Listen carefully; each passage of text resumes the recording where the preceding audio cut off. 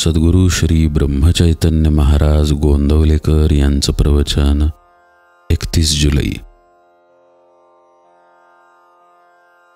आपण भगवंताचे झालो तरच सुखी होऊ. आपल्याला साधायचे काय हे ध्यानात धरले पाहिजे. परमात्मा साधायचा आहे आणि शरीर आणि प्रपंच ही साधने आहेत हे पक्के समजावे. आपण साधनाला साध्य आणि साध्याला साधन मानतो म्हणून आपले चुकते. एका गृहस्थाला मुलाबाळांसह मुंबईला जायचे होते. आता आगगाडीत बसायला मिळेल या आनंदात मुले गाडीत बसली. पण मुंबईस जाण्यासाठी गृहस्थ गाडीत बसला. गाडीतून उतरताना मुलांना वाईट वाटले, त्या गृहस्थाला नाही तसे वाटले.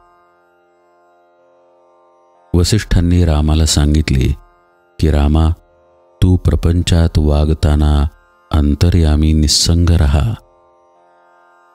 मी देह नसून आनंदरूप आत्मा आहे, मी निस्संग आहे, ही दृढ भावना ठेवून प्रपंच करावा. जमीन सोडून कुणाला राहता येत नाही, त्याप्रमाणे प्रपंच कुणालाच टाकता येत नाही.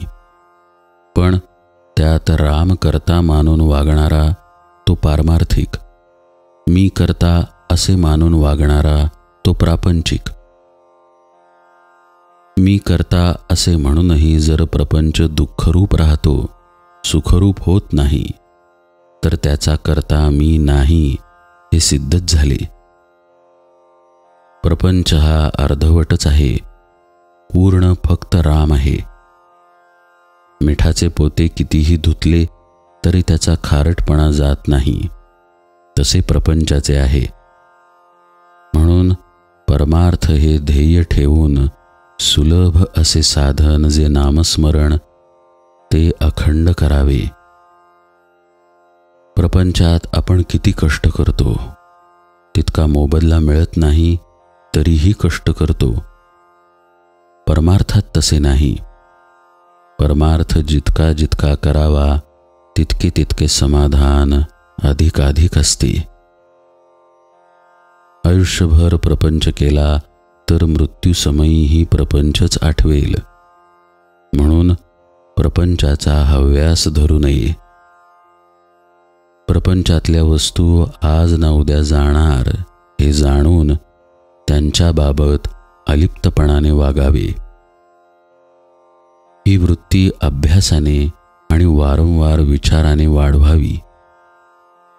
प्रपंचात प्राप्त झाले त्याचा हर्ष न करावा, गेल्याचा शोक न करावा, देह प्रारब्धावर टाकावा. हे साधायला एक मोठी परिणामकारक आणि सोपी युक्ती आहे. आपण रामाचे व्हावे. राम ठेवील तसे समाधानाने राहावे. हे सर्व विश्व आणि अखिल प्रपंच ईश्वराचा आहे, तो ज्याचा त्याला देऊन टाकून मोकळे व्हावे. सर्व ईश्वराचे आहे, माझे काही नाही असे समजणे म्हणजे ईश्वरार्पण करणे आहे.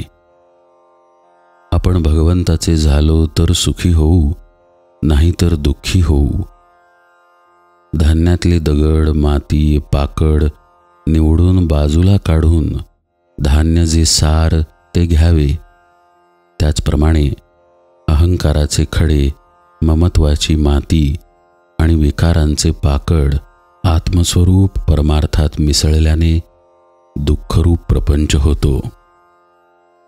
ते प्रपंचातून निवडून टाकले म्हणजे जे उरेल ते सारे सुखच. रामा, सर्व तुझेच आहे, तू देशील ते घेईन, अशी भावना ठेवावी. यानेच अत्यंत समाधान होते.